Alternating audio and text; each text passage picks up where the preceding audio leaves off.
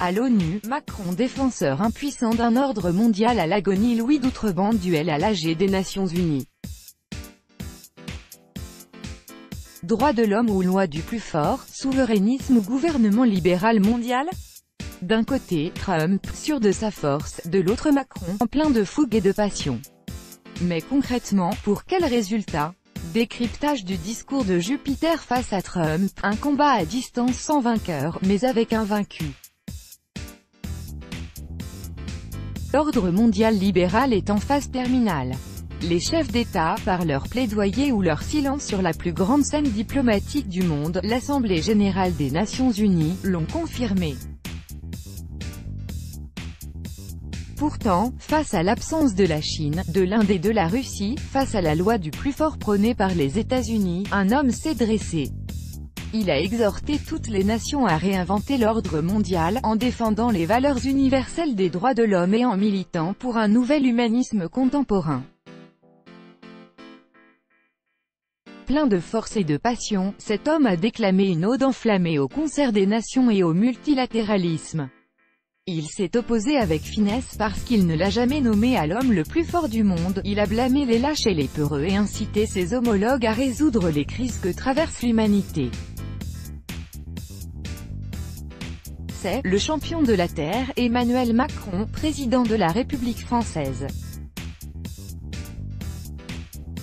La loi du plus fort, la tentation pour chacun de suivre sa propre loi, cette voie, celle de l'unilatéralisme, nous conduit directement au repli et au conflit, à la confrontation généralisée de tous contre tous, au détriment de chacun. Critiqué et de plus en plus isolé en France et en Europe, Emmanuel Macron a choisi la scène internationale pour réaffirmer son leadership en s'opposant à son ami, Donald Trump, moqué à la tribune de l'ONU à cause de son narcissisme. La bromance est terminée et le divorce semble consommé entre les deux chefs d'État. L'exemple le plus parlant semble être la gestion du cas iranien. Alors que Donald Trump appelle à isoler la dictature corrompue, le principal sponsor du terrorisme dans le monde, Emmanuel Macron a surfé sur l'annonce européenne de la création d'un système de troc, la veille de son discours, pour réaffirmer que seul le dialogue et le multilatéralisme, à l'instar de l'accord de Vienne de 2015, parviendraient maintenir l'Iran dans le concert des nations. Bien que la réaction soit tardive, cet acte pourrait être le symbole de la diplomatie traditionnelle française, équilibre dans ses relations au Moyen-Orient, dialogue avec la Chine et la Russie, harmonie européenne.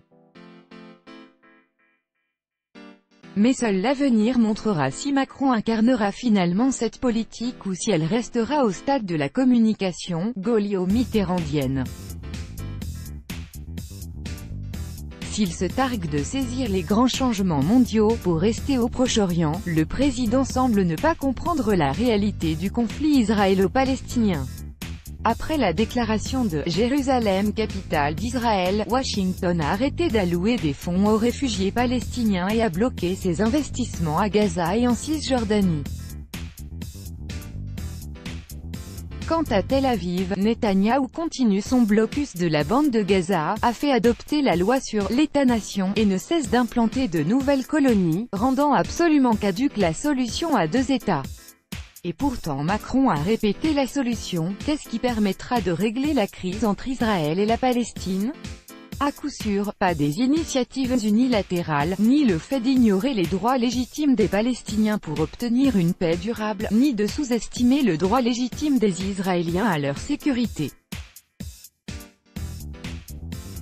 Il n'y a pas d'alternative crédible à la solution de deux États vivant côte à côte en paix et en sécurité, avec Jérusalem pour capitale. Quant à la Syrie, il appelle à davantage d'échanges entre les puissances impliquées et celles du Conseil de sécurité pour résoudre la crise et construire une solution politique, oubliant que seuls les pays du groupe d'Astana avaient réellement la main dans ce dossier, où la France est hors jeu depuis le début de la guerre par sa politique incohérente, comme ce fut notamment le cas en bombardant la Syrie en avril dernier.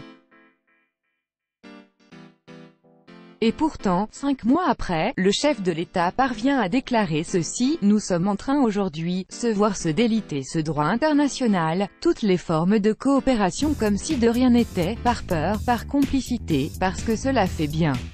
Non, moi j'en ne m'y résous pas. La France a-t-elle respecté le droit international ou a-t-elle agi par complicité avec les puissances anglo-saxonnes, parce que cela fait du bien?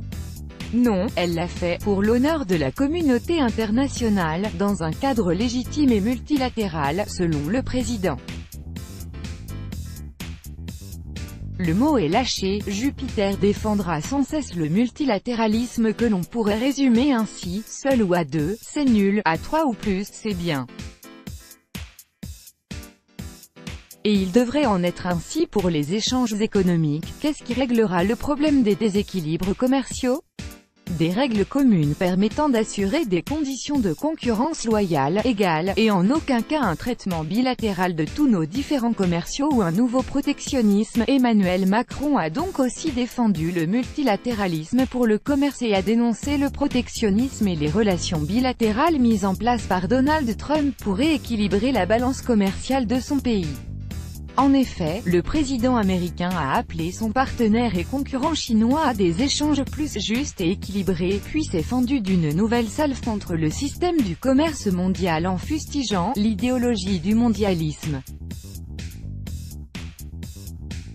Pour un adepte des traités de libre-échange. De plus, le nouveau « champion de la Terre », en plein de pragmatisme, a exhorté ses homologues à conditionner tout accord commercial au respect de l'accord de Paris, donc à isoler les États-Unis d'Amérique, première puissance mondiale, qui a osé sortir du traité universel sur le climat. Ne signons plus d'accords commerciaux avec les puissances qui ne respectent pas l'accord de Paris. Enfin, faisant encore référence à son nouvel opposant mondial, Emmanuel Macron a rejoué un numéro d'équilibriste sur le thème de l'immigration pour critiquer une nouvelle fois la position de ses opposants lors des prochaines élections européennes. Face aux grands défis migratoires, je ne crois pas au discours d'ouverture inconditionnelle.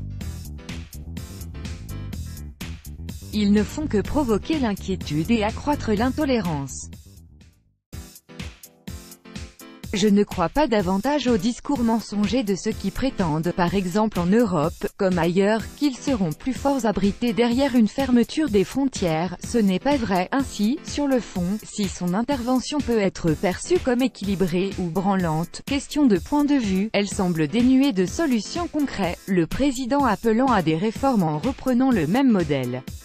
Quant à la forme du discours, elle est sans appel. Jupiter, en plein d'emphase, a dénoncé une société du spectacle, puis s'est fait applaudir par une salle quasi vide.